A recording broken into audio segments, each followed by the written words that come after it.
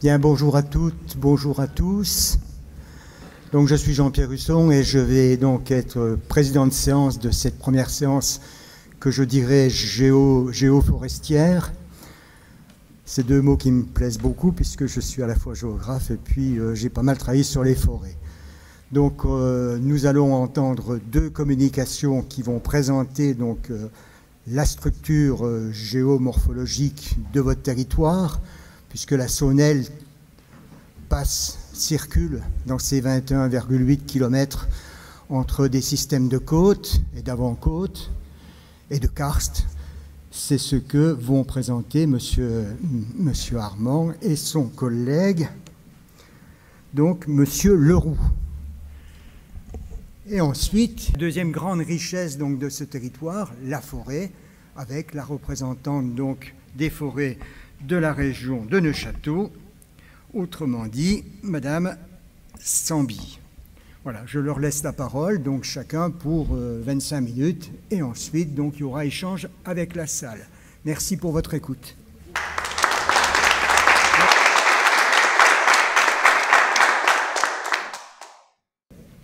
Alors effectivement, nous sommes deux pour intervenir. Il y aura trois parties. Première partie consacrée aux originalités géomorphologiques. Ensuite, mon collègue vous présentera en fait les originalités, l'explication géologique et tectonique de la région. Puis je reprendrai, s'il reste du temps à la fin, pour vous évoquer les héritages périglaciaires, c'est-à-dire le modelé de la région pendant les périodes froides.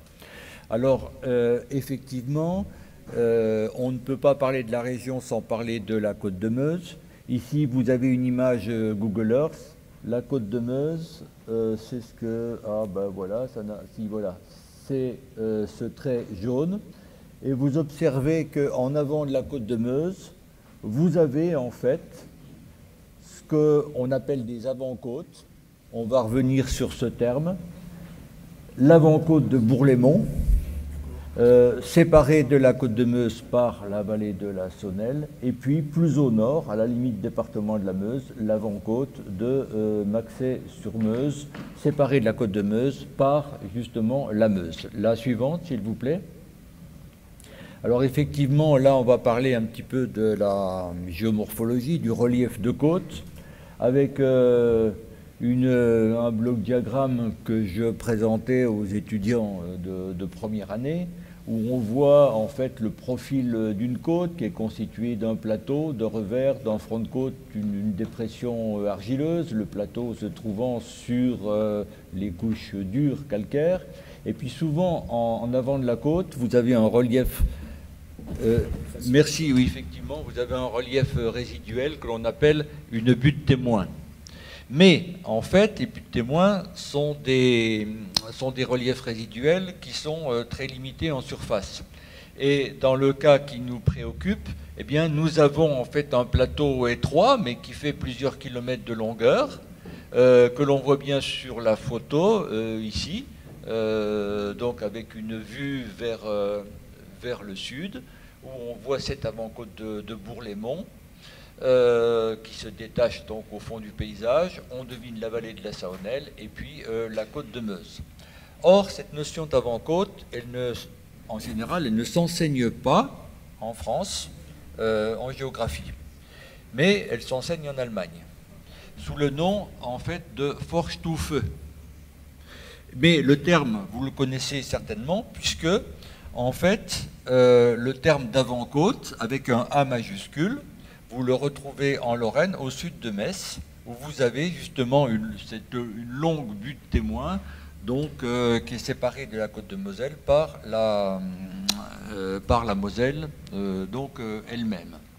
Donc en fait, un certain nombre de vocabulaires que l'on retrouve en langue allemande, c'est à peu près les mêmes qu'en français. Vous avez le plateau de revers, le front de côte, la dépression orthoclinale. Je vais pas écorcher la langue de Goethe et de Scholz, hein, bien sûr.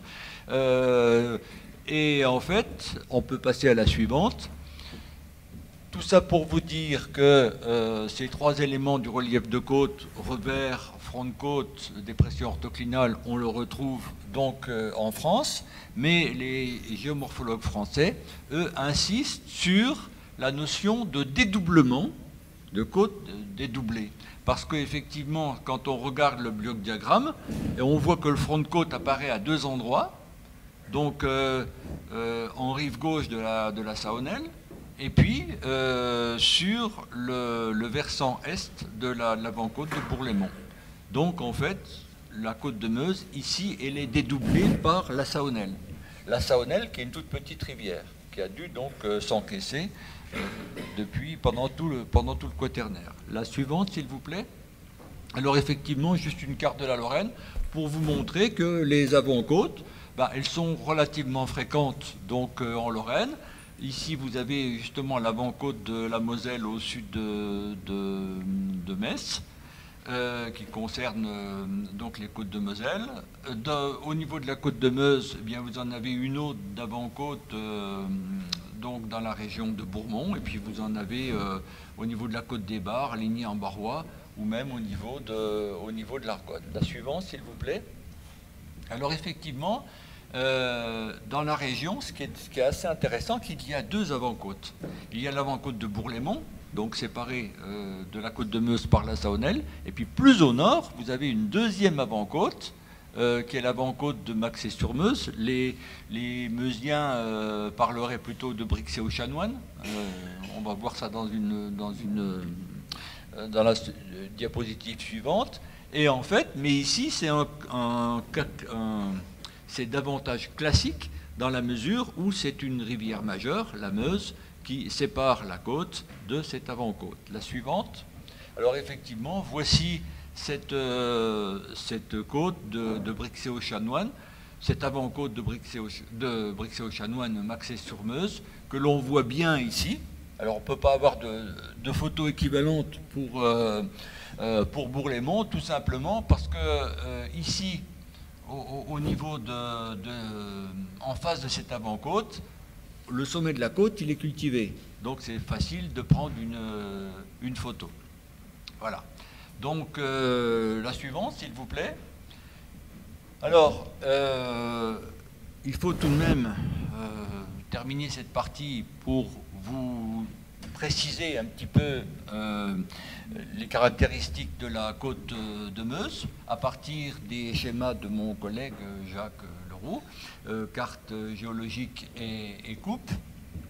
Alors déjà, ce qu'on peut voir sur cette photographie, ça c'est un montage de plusieurs photos prises donc en avant de la côte de Meuse et puis au sud je dirais de l'avant-côte de Bourg-les-Monts. On voit que la côte de Meuse est une côte qui est imposante. Une côte qui est imposante avec un sommet de la côte qui est à plus de 400 mètres et puis donc la dépression qui est à 320 mètres, donc vous avez 100 mètres de dénivellation, ce qui n'est pas négligeable. Ce qui est intéressant à signaler, c'est que la photographie montre bien qu'il n'y a pas comme dans la Wavre, donc en Meuse, le long de cette côte de Meuse, une vaste dépression argileuse, mais c'est le plateau calcaire qui vient en quelque sorte buter contre la côte. Et effectivement, la couleur violette correspond à cette couche argileuse qui correspond à cette formation géologique qu'on appelle les argiles de la Wavre. Et on voit que ces argiles de la Wavre donc, constituent un espace très étroit, tout simplement parce que, en fait, regardez les cartes, à Liffol-le-Petit, donc effectivement on est en Haute-Marne à côté, vous avez en fait une couche tendre, donc ces argiles de la Wavre, qui sont beaucoup moins épais que plus au nord. Et si vous prenez le cas de Neufchâteau ou d'autres villes, vous voyez que l'épaisseur de ces... J'ai un petit peu de mal avec... voilà. Hein, enfin, cette couleur bleue, avec des tiretés, vous l'avez deviné. Excusez-moi, monsieur. Vous mettez au micro Oui, oui, là c'est mieux, effectivement. Donc effectivement, donc cette couche des argiles donc, voit son épaisseur augmenter donc, vers le nord. La suivante, et je crois que c'est à mon collègue de parler.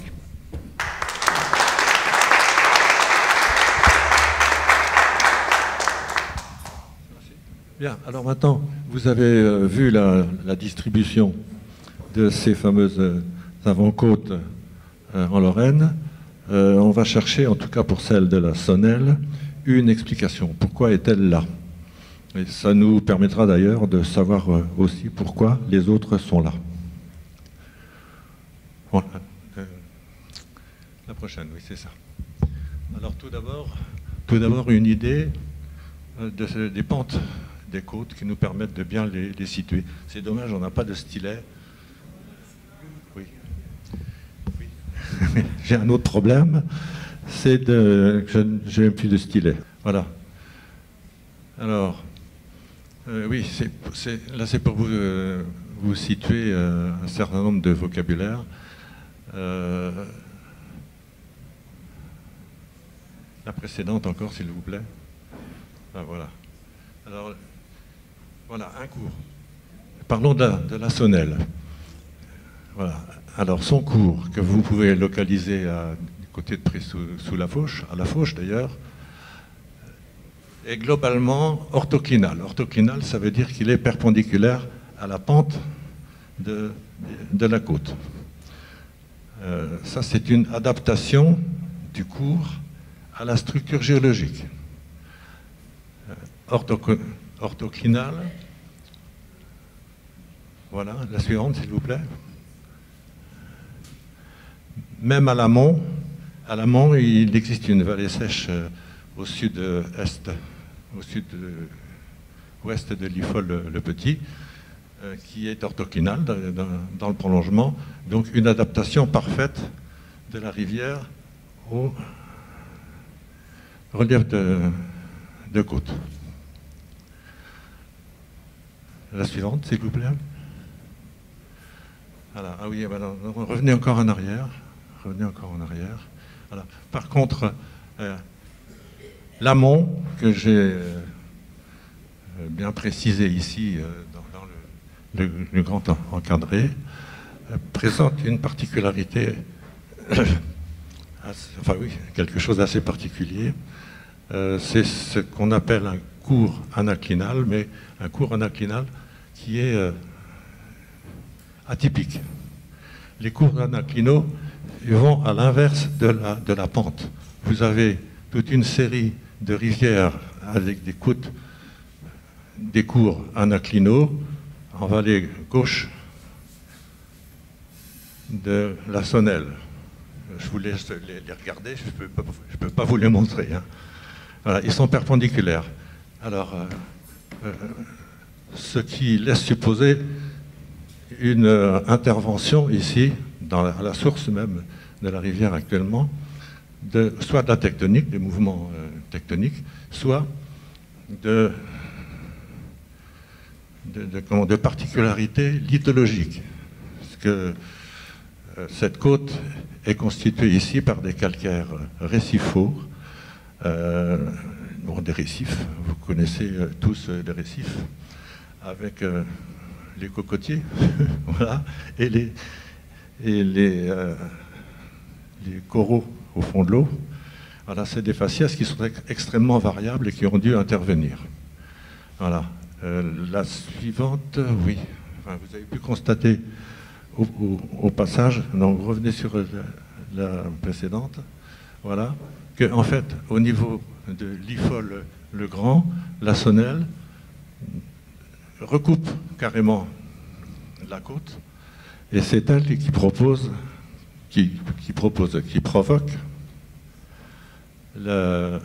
l'avant-côte. La suivante. Alors, pour vous expliquer le pourquoi du comment, il va être nécessaire de remonter à la naissance du réseau hydrographique.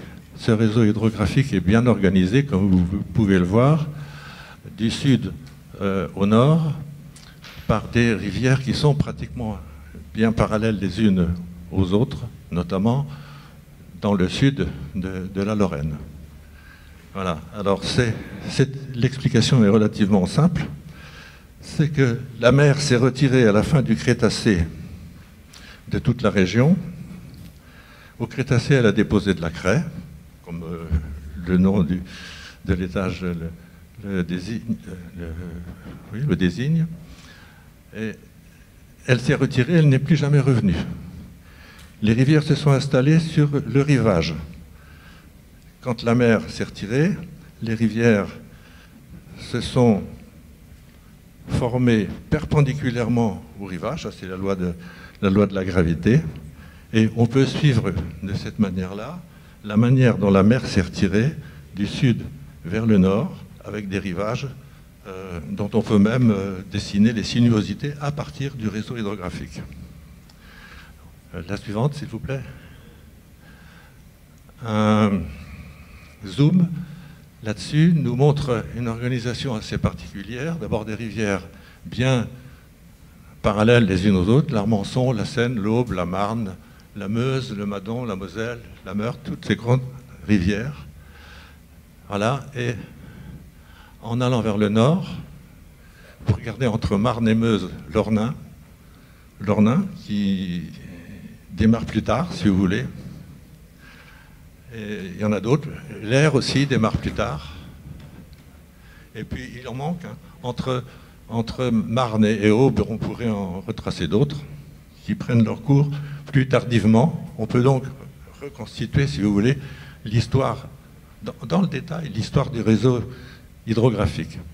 Alors, une chose importante à noter, c'est que ces rivières-là, qui sont les rivières qu'on pourrait dire fondatrices du réseau, se sont encaissées sur place.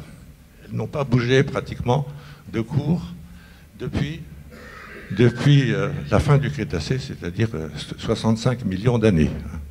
Tout ça s'est produit au cours des millions d'années et personne n'aurait pu se rendre compte de cette évolution, bien entendu. La suivante. Alors, eh bien voilà, c'est ça, Ornain et Sceaux, je vous ai dit, sont nés plus tard, plus tardivement, quand elles ont eu suffisamment d'espace entre les rivières pour s'alimenter. Voilà. La suivante. Alors, bon, je vous l'ai déjà dit, ces rivières principales se sont surimposées à la structure, à toutes les structures, elles ne bougent pas. Quelle que soit la structure géologique dégagée, elles ne bougent pas. Par contre, les affluents de ces rivières principales-là, ces affluents vont s'adapter à la structure dégagée au fur et à mesure de l'enfoncement. La suivante. Oui, alors là, je voulais insister sur le coin, la rivière La Maldite. Ici, c'est le prolongement de l'Ornain. Elle devrait s'appeler l'Ornain, mais bon, l'histoire ne l'a pas désigné comme ça. Et alors là, après, c'est le Val de Trampeau, serait, je ne sais plus, la Sceaux. La suivante. Voilà. Alors, pour bien comprendre les choses et l'action de la tectonique sur l'adaptation à la structure géologique, on a un exemple qui est magnifique ici, à côté, c'est le fossé de Gondrecourt. Ce sont une succession de failles parallèles, voilà, qui encadrent un effondrement. Je vous laisse découvrir ça sur les coupes géologiques. Effondrement qui peut être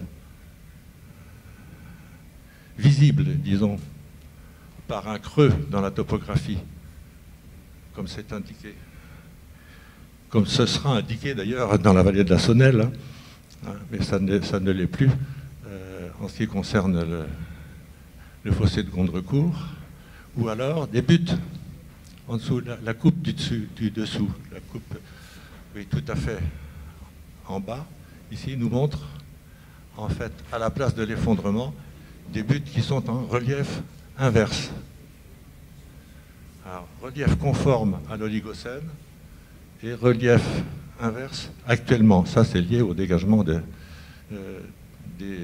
reliefs. La suivante. Alors, vous expliquez qu'est-ce que c'est que ces fossés tectoniques? Ben, ce sont des failles qui se sont mises en place au moment où il s'est produit, il y a une trentaine de millions d'années, un événement extraordinaire, c'est-à-dire une tentative de partage de la plaque européenne, de cassure de la plaque européenne en deux, à partir ici de la Camargue, vous voyez dans le sud de la carte. Et si j'avais la carte complète de cet accident, elle irait jusqu'à la Baltique, finalement, puisqu'elle se termine quelque part en Nouvelle... Ah, c'est presque terminé, oui. D'accord. Bon, c'est un truc...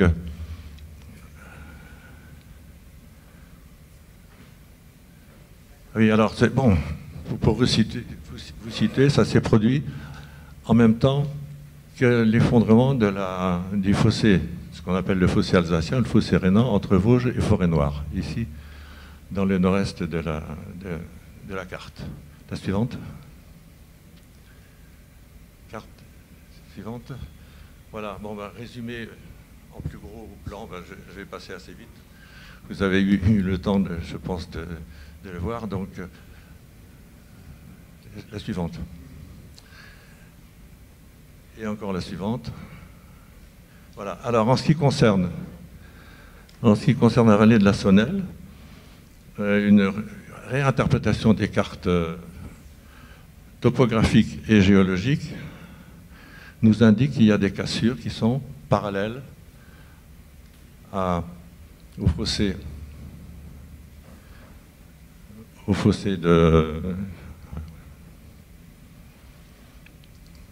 de Gondrecourt et au fossé alsacien.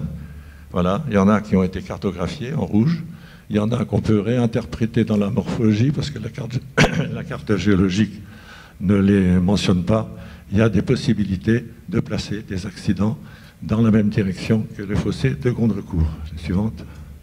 Si bien qu'on peut imaginer l'évolution de la Sonnelle de la manière, dans les trois cartes qui sont au-dessus, là. La Sonnelle, c'est d'abord a d'abord suivi un cours orthoclinal, c'est-à-dire qu'elle a suivi la côte en vert dans la carte médiane. Vous voyez une Sonnelle qui suit la côte complètement. Ensuite, un effondrement, voilà, que j'ai symbolisé par un fossé. C'est la dernière carte, dernière coupe.